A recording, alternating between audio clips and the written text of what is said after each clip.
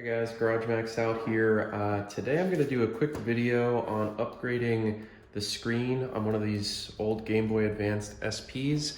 I like these consoles, but the screen kind of sucks on them. So I'm going to go ahead, picked up one of these V2 IPS screens and go ahead and install it for you guys so you can see how to do it. It's a pretty straightforward procedure, but there are a couple of tricky things that you're going to need to do.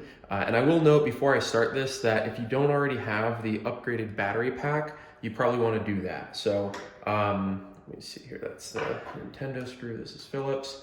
I'll show you, I've already done this mod for this unit,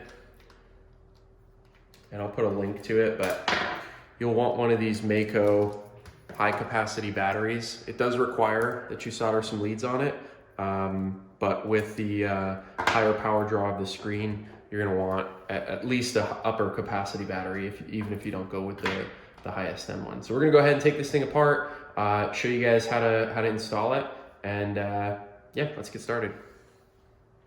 Okay, so the first thing that you're gonna do is you're gonna remove the 6 Nintendo specific screws on the bottom here. You'll see that this kit that I got comes with a little screwdriver specific to these. I'll put a link. Many kits come with them. It's a little tri-point star.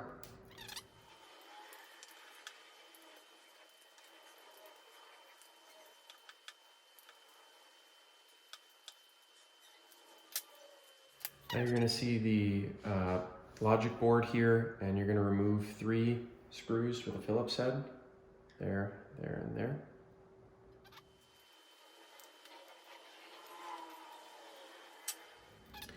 And now you've got a cable right here. And you want to be careful removing this. On the sides here, there are 2, it's actually a bar that goes underneath, but you'll want to push these up in that direction, and that's going to release this cable.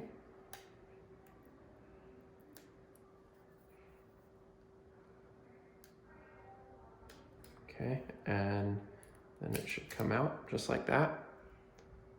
Okay, and you can go ahead and set this aside. You want to be careful with this because all these pieces are all loose now.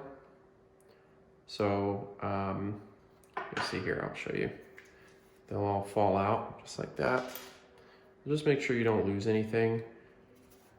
It's okay, they can go back in very easily, but yeah, you just want to make sure you don't lose anything. Now, if your Game Boy is pretty dirty, like this one is, you probably want to take like a little toothbrush, just gently brush any debris out before you put this thing back together. It's a really good opportunity to do that. Next screw that you're going to take out is another Phillips head. It's right here underneath the cable, and this is going to remove this piece right here. So you go ahead and just unscrew it right here, and there you go. It's going to drop off. This is the longest screw in the kit, so when you're kind of organizing your bench, just make sure you remember which one this is so that you know where it goes back in.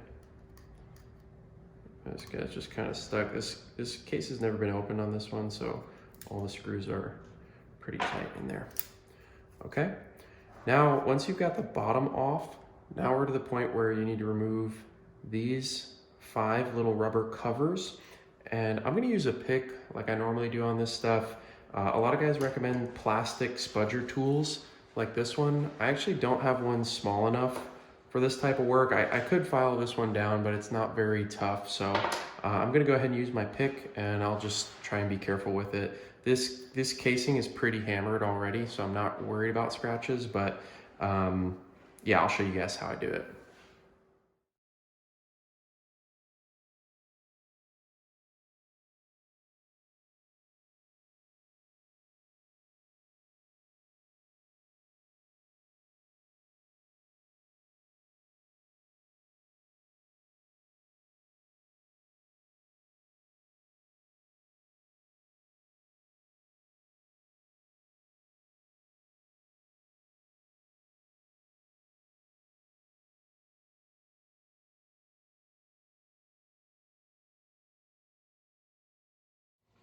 Okay, so what I'm gonna do now is take this uh, plastic cover off, just like that.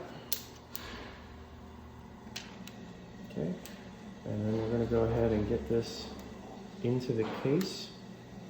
Now the lens itself is gonna go in pretty straightforward. It'll just go down like that, and you can see that's what it's gonna look like when it's done.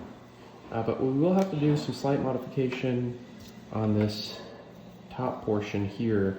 Now if you can see, the rail has an outer rail and it's got an inner rail. And the inner rail actually has to be removed because this, you can kind of see it here. See, space for the inner rail right here, no space for the inner rail right here. So we're gonna have to modify this piece.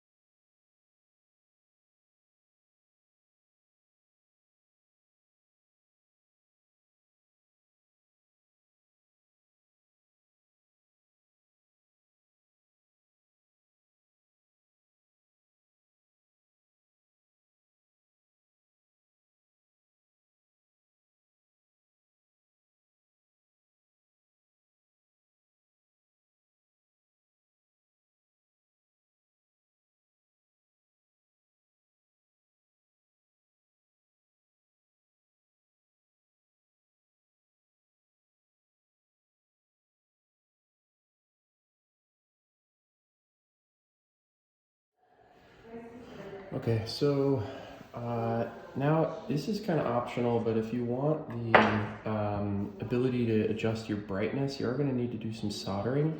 The line needs to go from that solder point right there to that one right there. So I'm going to go ahead and do that. Kind of tough to get a good angle and work here. It's already been a challenge just trying to do this and get camera angle. So I'm going to go ahead and just do that solder. And lay it across the logic board here. So I'll come back after I make that quick solder.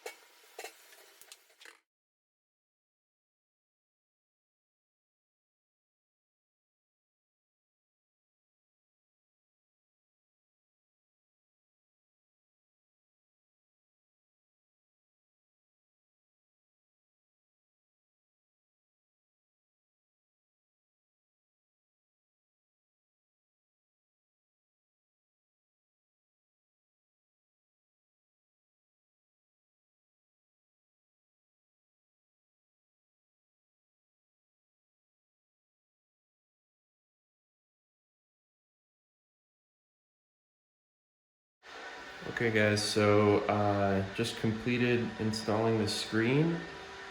It's just an exceptional night and day difference. I mean, I don't think you're gonna be able to see it on the video probably, but it's really amazing how much brighter the colors are. I mean, it's like a completely different system. I kind of didn't believe some of the videos and pictures I saw online, which is why I wanted to do this mod. And you can definitely tell, like, it's just perfectly bright, perfectly clear. It just looks like a different console. So hope this video helps some folks. And yeah, thanks for watching. Almost forgot to show the brightness. So you can adjust the brightness. It gets really bright. Really nice to have, super crisp.